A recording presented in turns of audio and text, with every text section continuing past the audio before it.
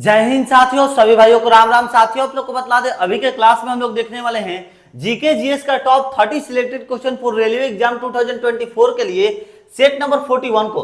बतला दे साथियों कि सेट नंबर 41 को कंप्लीट करने से पहले हम लोगों ने सेट नंबर 40 तक टोटल कंप्लीट कर लिया है। और जो भी कैंडिडेट्स हमारे चैनल पर नए विजिट किए हैं उनसे बतलाना चाहेंगे दोस्त, हम आप लोग को कुछ इस प्रकार के सिलेक्टेड क्वेश्चंस कवर कराते हैं जो कि रेलवे के द्वारा प्रीवियस ईयर में बार बार पूछे गए क्वेश्चन रहते हैं। बार बार कहने का अर्थ यह है मेरा कि कोई कोई क्वेश्चन आप लोग का 3-3 बार 4-4 बार तो पूछा ही गया रहता है। कोई कोई क्वेश्चन ऐसा भी हम लोग को कवर करने को मिल जाता है जो कि रेलवे के द्वारा 8-8 बार एक ही क्वेश्चन को रिपीट किया गया रहता है। तो दोस्तों सबसे पहला नंबर टॉपिक हो गया हम लोग का आज के सेशन में कौन सा, तो प्रीवियस ईयर का क्वेश्चन। दूसरा नंबर टॉपिक रहता है हम लोग का टीसीएस पैटर्न का क्वेश्चन। देखिए दोस्तों, साल 2024 में जो आप लोग की रेलवे की एग्जाम है ना, वो टीसीएस ही कंडक्ट कराने वाली है, टीसीएस ही लेने वाली है। तो टीसीएस पैटर्न का जितना भी क्वेश्चन आप लोग को मिलता है सारे को रट जाइए भैया। और तीसरा नंबर पॉइंट रहता है हम लोग का एनसीईआरटी का क्वेश्चन। देखिए दोस्तों, एनसीईआरटी से आप लोग की लगभग जो है रेलवे का कोई भी एग्जाम हो, चाहे ग्रुप डी हो, चाहे आप लोग की एनटीपीसी हो, चाहे आरपीएफ हो, चाहे एएलपी हो या फिर टेक्नीशियन हो, रेलवे का सभी एग्जाम में दोस्तों एनसीईआरटी से 30% क्वेश्चन पूछता है, इतना दिमाग में बैठा लीजिए। और चौथा नंबर इंटरनल एग्जाम का क्वेश्चन, यानी कि कोटा वाला क्वेश्चन, जो पोस्ट को इंक्रीज करने के लिए एग्जाम लिया जाता है ना, वो क्वेश्चन आप लोग की डायरेक्ट भर्ती में भी साथियों पूछती है बाद में।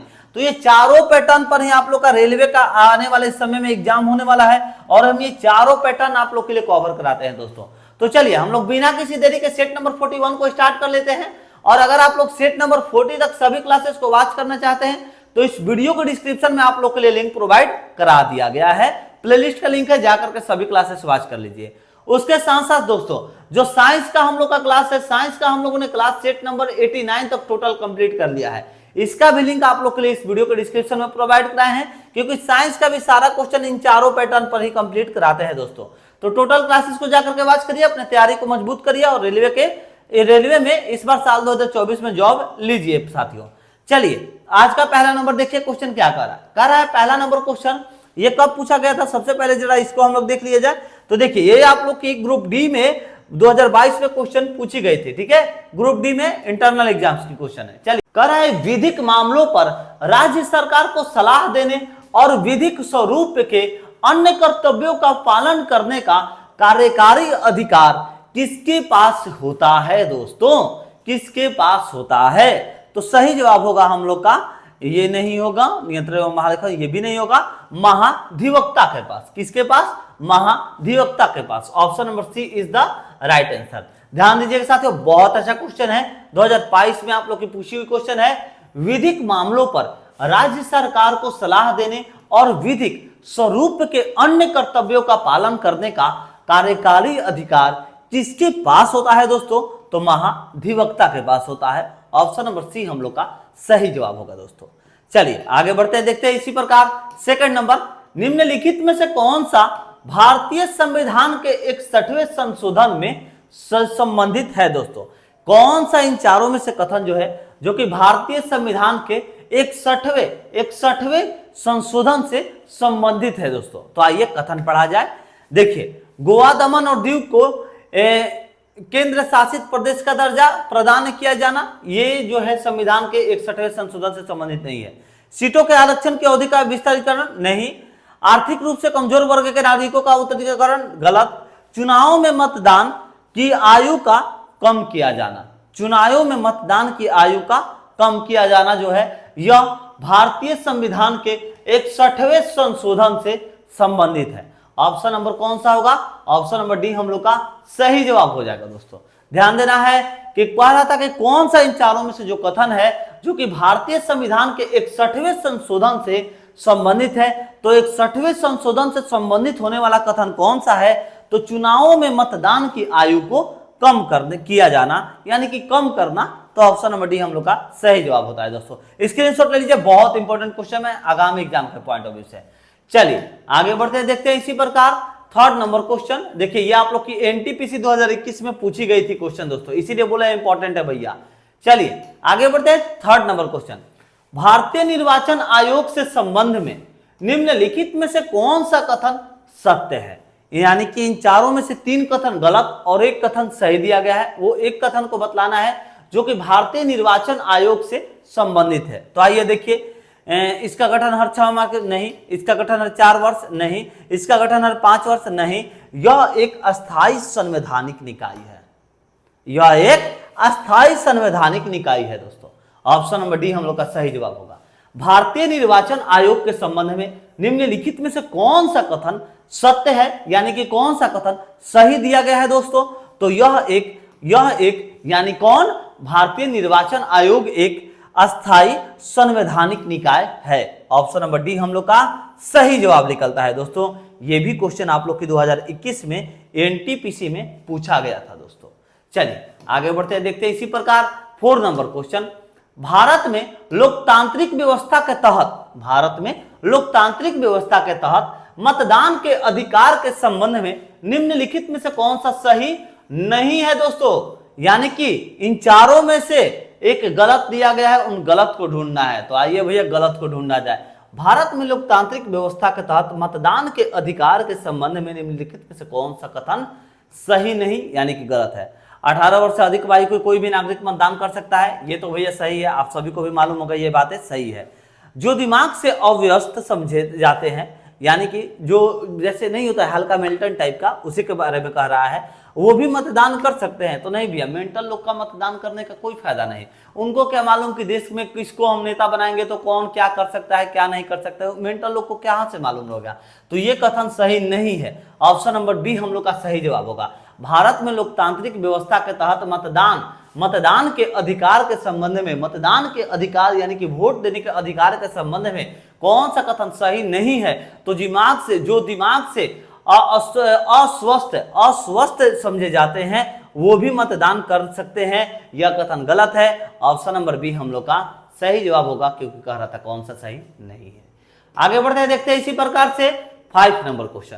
राज्य का उच्चतम विधि अधिकारी निम्नलिखित में से कौन सा है? तो दोस्तों इसका सही जवाब आप लोग को बतलाएंगे। उससे पहले जिस प्रकार से दोस्तों हम आप लोग को क्वेश्चन कवर करा रहे हैं, टीसीएस पैटर्न का क्वेश्चन, प्रीवियस ईयर का क्वेश्चन, रेलवे के द्वारा इंटरनल एग्जाम का क्वेश्चन और एनसीईआरटी बेस्ड क्वेश्चन, ये चारों पैटर्न को मिलाकर के आप लोगों के लिए एक नोट्स हम उपलब्ध कराए। देखिए ये नोट्स कैसा है, तो बहुत सारे भाइयों का मैसेज आता है कि भैया हम बाहर काम भी करते हैं, घर भी चलाना जरूरी है और अपनी तैयारी भी करना जरूरी है, तो बाहर जो है बुक निकाल करके चारों तरफ नहीं पढ़ सकते हैं, अच्छा नहीं लगता है, थोड़ा सा ऑकवर्ड टाइप का महसूस होता है।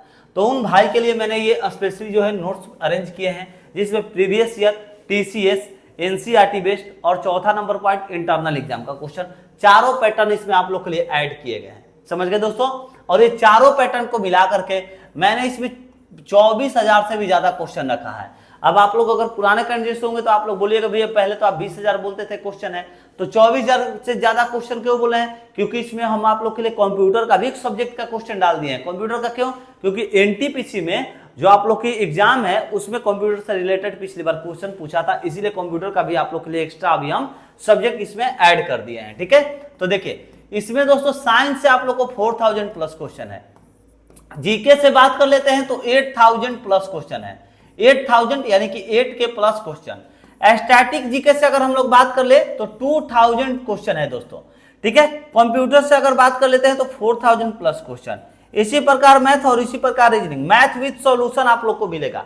यानी कि रेलवे के सभी सब्जेक्ट को मिलाकर के मैंने आप लोगों के लिए कॉम्बो कॉम्बिनेशन पीडीएफ बनाया है, जो कि आप लोग के लिए आगामी एग्जाम का पॉइंट ऑफ व्यू से रामबाण पीडीएफ है दोस्तों।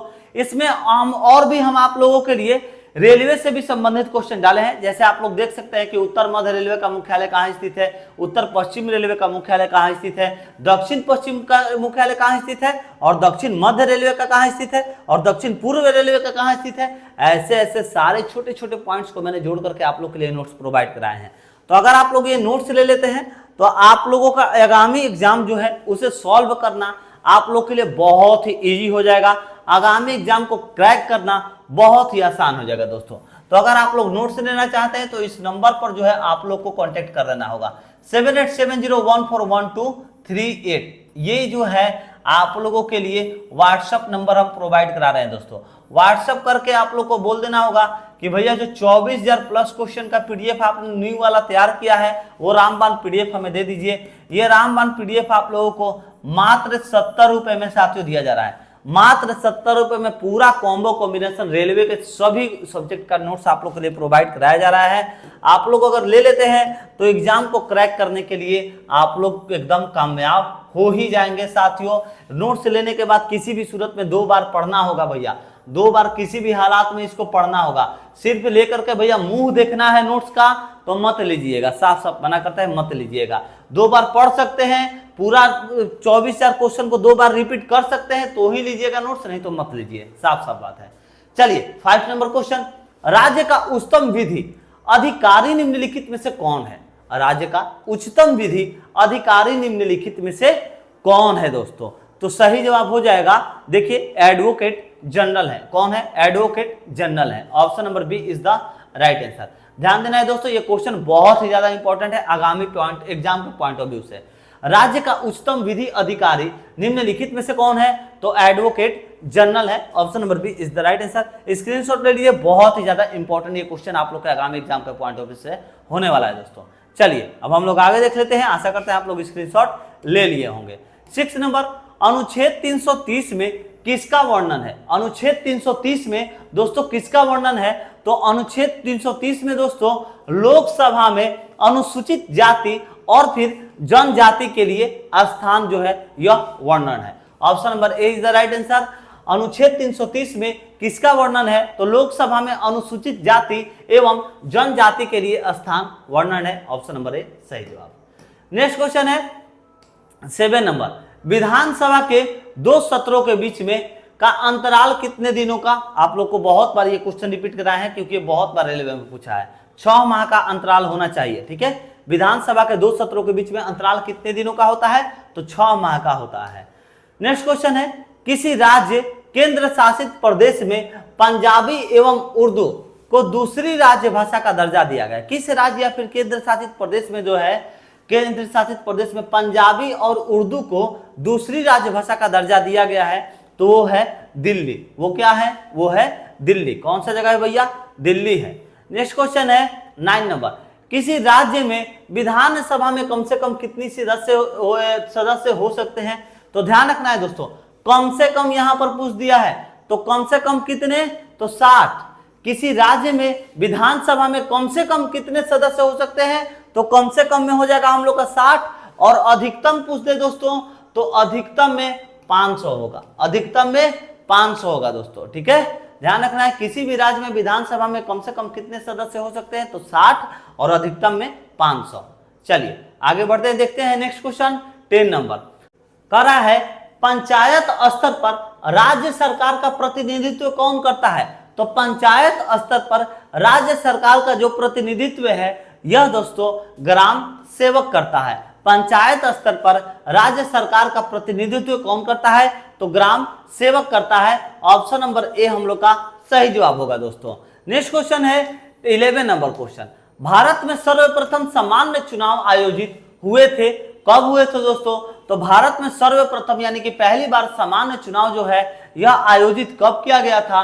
तो किया गया था 1951-52 में। कब किया गया था? तो भारत में सर्वप्रथम सामान्य चुनाव जो है यह दोस्तों 1951-52 में आयोजित किए गए थे। अच्छा क्वेश्चन है, स्क्रीनशॉट ले लीजिएगा, इंपॉर्टेंट क्वेश्चन है। ऑप्शन नंबर सी आप लोग का सही जवाब। नेक्स्ट क्वेश्चन 12 नंबर, भारत में पहली निर्वाचित लोकसभा कब अस्तित्व में आई थे? भारत में पहली निर्वाचित लोकसभा कब अस्तित्व में आई थी दोस्तों? तो भारत में पहले निर्वाचित लोकसभा कब अस्तित्व में आई थी? तो अप्रैल 1952 में आई थी दोस्तों। अप्रैल 1952 में आई थी दोस्तों। भारत में प्रथम चुनाव आयुक्त थे, तो भारत में प्रथम चुनाव जो है आयुक्त कौन थे भैया? तो सुकुमार सेन होगा, सुकुमार सेन थे। अच्छा क्वेश्चन है, स्क्रीनशॉट ले लीजिएगा। भारत में प्रथम चुनाव आयुक्त थे सुकुमार सेन थे। Option number B is the right answer. Next question है 40 नंबर, वोट देने का अधिकार क्या होता है? वोट देने का अधिकार किस अधिकार में आता है दोस्तों? तो वोट देने का जो अधिकार है वो कानूनी अधिकार में आता है दोस्तों। वोट देने का जो अधिकार है वो कानूनी अधिकार में आता है दोस्तों। नेक्स्ट क्वेश्चन है 50 नंबर, निम्नलिखित में से किसे कानूनी अधिकार होता है? निम्नलिखित में से किसे कानूनी अधिकार होता है दोस्तों? तो कानूनी अधिकार इन चारों में से कौन सा हो जाएगा दोस्तों? तो सही जवाब होगा हम लोग का योजना आयोग नहीं, निर्वाचन आयोग होगा। Option number B is the right answer, निर्वाचन आयोग। निर्वाचन आयोग जो है यह कानूनी अधिकार होता है। Option number B is the right answer, निर्वाचन आयोग कानूनी अधिकार होता है। दोस्तों भारत के मुख्य चुनाव आयुक्त को कौन नियुक्त करता है? तो भारत के मुख्य चुनाव आयुक्त को जो है दोस्तों वह कौन आयुक्त करता है? तो राष्ट्रपति आयुक्त करते हैं। दोस्तों भारत के मुख्य चुनाव आयुक्त को कौन नियुक्त करता है? तो राष्ट्रपति करते हैं। ऑप्शन नंबर ए सही जवाब। 70 नंबर, निर्वाचन आयुक्त की सेवा शर्तों तथा कार्यकाल निश्चित करता है, कौन करता है दोस्तों? तो सही जवाब हो जाएगा हम लोग का संविधान नहीं, संविधान निर्वाचित आयोग की सेवा शर्तें तथा कार्यकाल निश्चित करता है। संविधान नहीं होगा, संसद नहीं होगा, राष्ट्रपति। कौन होंगे? राष्ट्रपति होंगे दोस्तों। ठीक है, निर्वाचित आयुक्त की सेवा शर्तें जो है तथा कार्यकाल निश्चित करता है तो राष्ट्रपति करते हैं। Option number C is the right answer, राष्ट्रपति करते हैं। दोस्तों 80 नंबर क्वेश्चन है, चुनाव क्षेत्र में प्रचार अभियान बंद हो जाता है। तो चुनाव क्षेत्र में प्रचार अभियान जो है बंद होता है, कब होता है? तो मतदान समाप्त होने के 48 घंटे पूर्व। मतदान समाप्त होने के 48 घंटे पूर्व जो है चुनाव क्षेत्र में प्रचार अभियान बंद हो जाता है। ऑप्शन नंबर डी आप लोग का सही जवाब हो जाएगा। दोस्तों नेक्स्ट क्वेश्चन है, आगे बढ़ते हैं। 90 नंबर क्वेश्चन, राज्य चुनाव आयोग डैश के लिए चुनाव आयोजित नहीं करता है।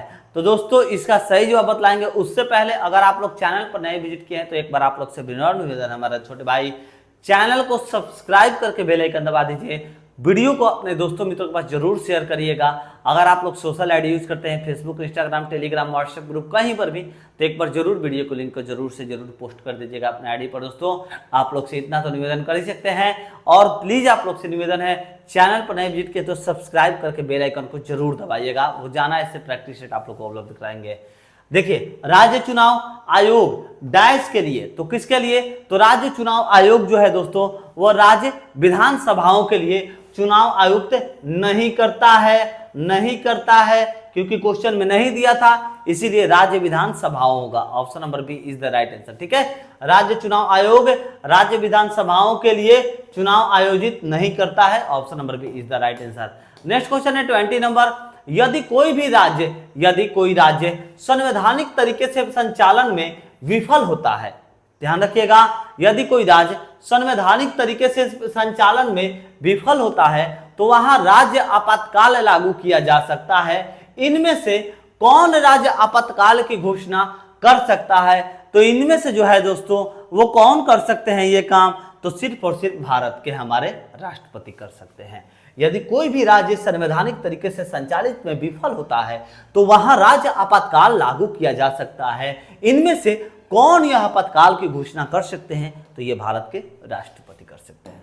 नेक्स्ट क्वेश्चन है 21 नंबर क्वेश्चन, इनमें से अच्छा ये भी क्वेश्चन आप लोग की एनटीपीसी में पूछी गई थी दोस्तों 2021 में। ठीक है, चलिए, इनमें से किस भारतीय राज्य में कभी भी राष्ट्रपति शासन लागू नहीं हुआ है?